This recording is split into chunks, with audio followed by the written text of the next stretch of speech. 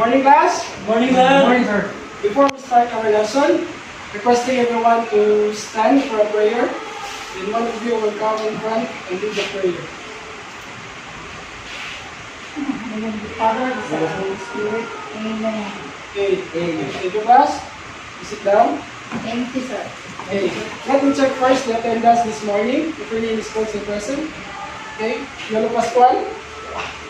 Present. Sam Lindy. Present. Connie Gonzaga. Present, sir. Okay. We are not set to start our lesson, but before that, let me share our lesson objectives. At the end of the session, we are able to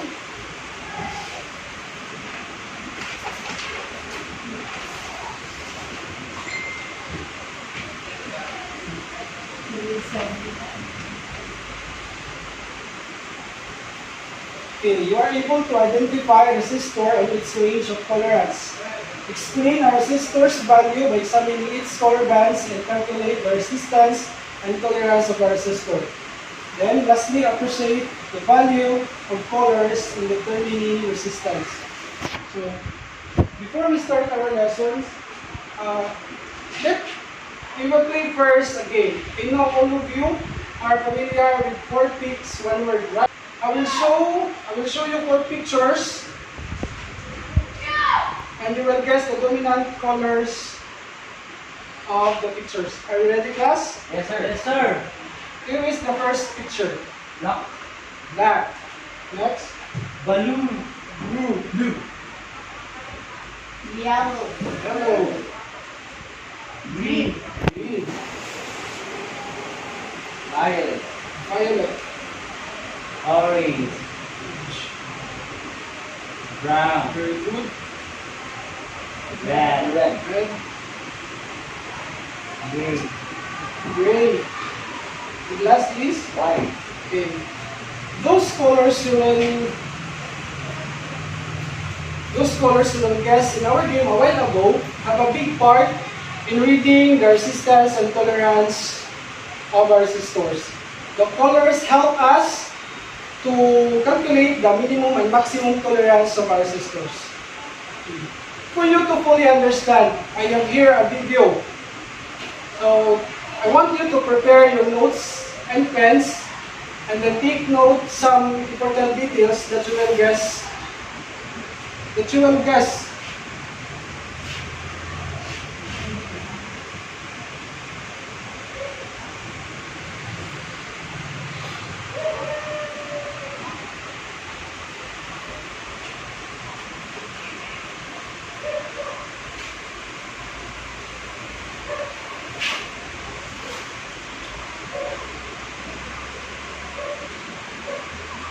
So in reading the color bands of our resistors, you will read from left to right.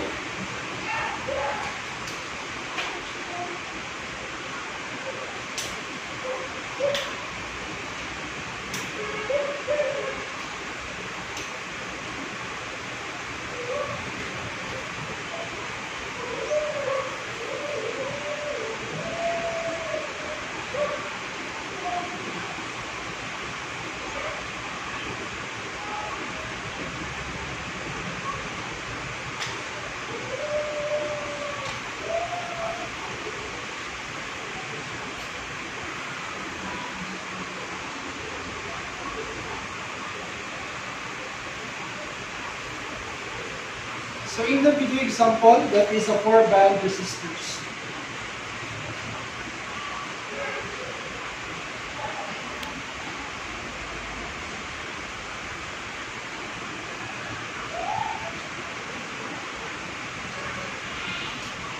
And in the 4-band resistors, if there's no tolerance, the percentage of that is plus minus 20%.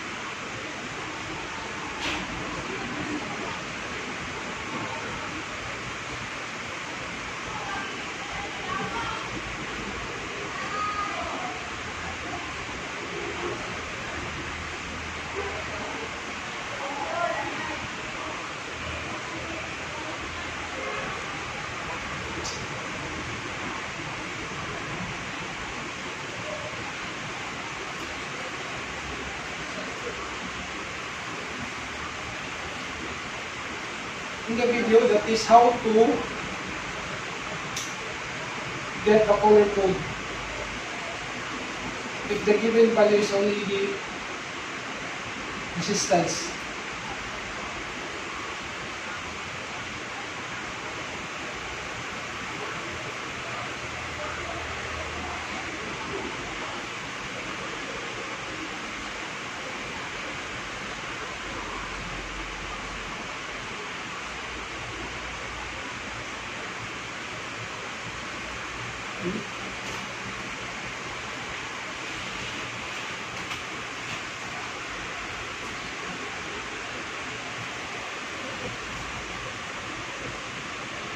Okay, class. In the video you watch, what is all about? Sir, the video is all about resistor color code. Okay, very good. What else? Sir, the video tells where the multiplier and tolerance is. Okay, very good. Okay, what is resistor's color code? Sir, it is the resistance value and tolerance that are indicated with several color bands around the component body. Okay, thank you. Now that you know what resistor's color code is, how is the resistance of a resistor measured? Sir, refer to its color band. Okay, thank you. It seems that the color of the resistor is very important.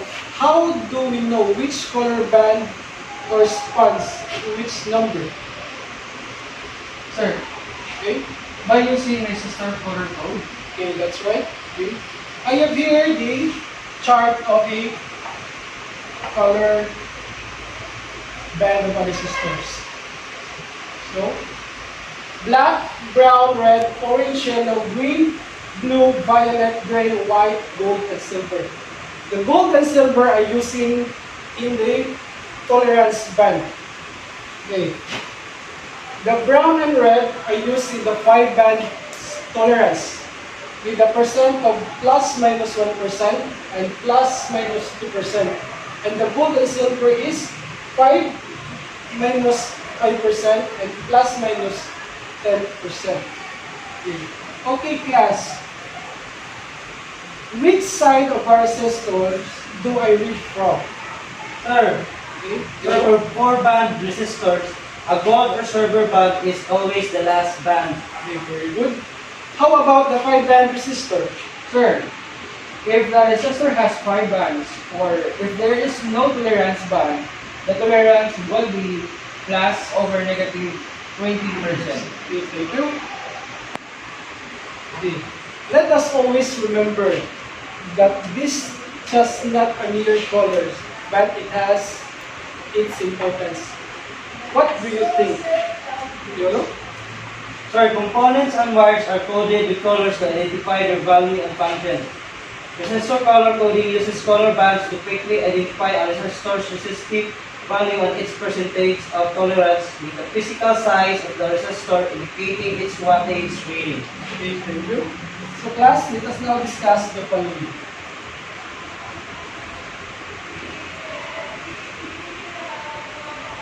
Okay. Let us discuss the resistors, 4 bands and 5 bands. So here is the examples of the 4-band resistors and the 5-band resistors. So summing B, what is 4-band resistor? These resistors have 2 bands for the resistance value, 1 multiplier, and 1 tolerance band. Okay.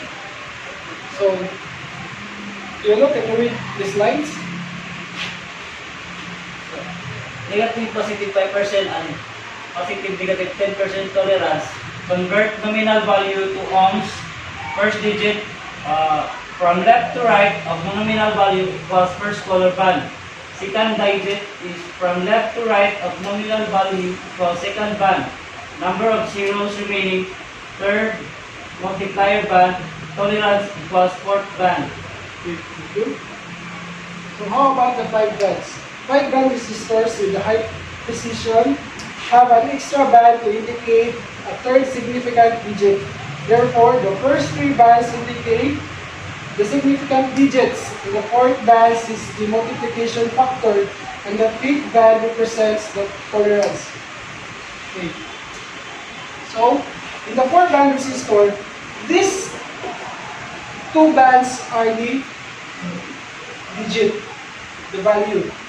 And the third is the multiplier. And the last band will be the tolerance. In the 5-band resistor, these 3 colors are the digit, the 3 digit. And the 4th band will be the multiplier. And the last band is the tolerance. Okay. Tolerance band. The 4th color band indicates the resistor's tolerance.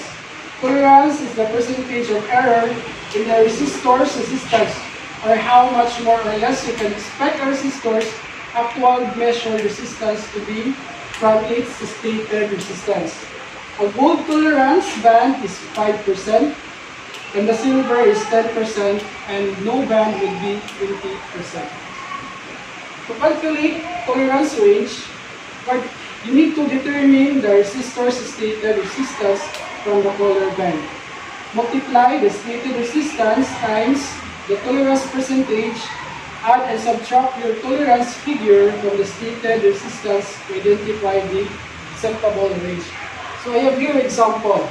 So, as you can see, what is the first color band? It's brown. Brown. So what is the value of brown? The value of brown is 1. One. Is 1. So the second band is Black. black. And the third band is It's brown. brown. So to read this resistor, this is a 100 ohms. 100 ohms. So this tolerance is gold. So gold is what is the percentage? What's the percentage of the gold? Positive, negative, 5%. 5%. So to get the maximum and minimum of these resistors, you need to 100 times 0.05 equals 0.55 ohms. So the gold is plus minus, so you need to 100 ohms plus 5% equals 105%. So that is the maximum. And 100 minus 5 ohms equals 95 ohms, so that is the minimum ohms tolerance of a resistor. So with that, you can determine that the resistor is good or bad. Okay? Did you understand, class? Yes, sir. Okay. So example number 2. This is the example for the 5-band resistors. So the first resistor, the first band is brown. So the value is 1. The second is black, 0. The third band is 0. And the multiplier is brown. So that is, you add to 1, 0. So the value of this resistor is 1,000 or 1K ohms. The multiplier is red. So what is the value of red? 2. Negative and positive 2. So the same procedure on the 4-band resistors. So you can determine the maximum and minimum tolerance of these resistors.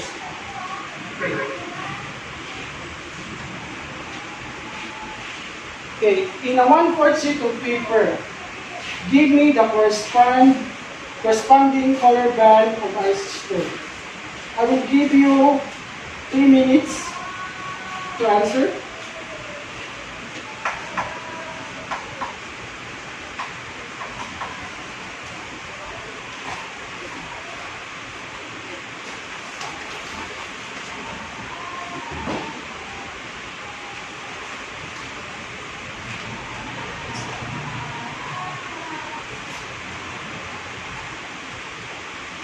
Are you done, class?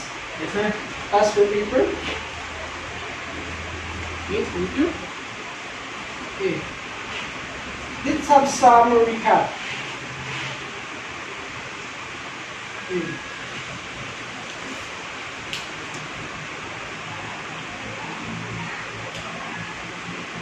Alright, let us do some recap. Which of the resistors do we read from? Sir, One? from left to right. Okay, correct. How do we know which color corresponds to which number? Sir, by using resistor color code. Okay, thank you.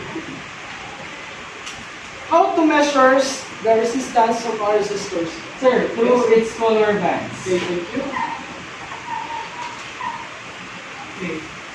Get one lap sheet of paper and I will give an activity. Okay. Okay. Answer the following. I will give you 5 minutes to answer.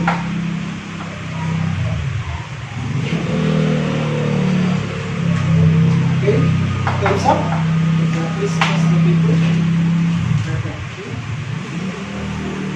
For assignments, please research 5 band resistors and give 3 examples. Okay, is that clear, class? Yes, sir. Okay. Thank you. That's the end of our class. Goodbye and keep safe. Thank you, sir.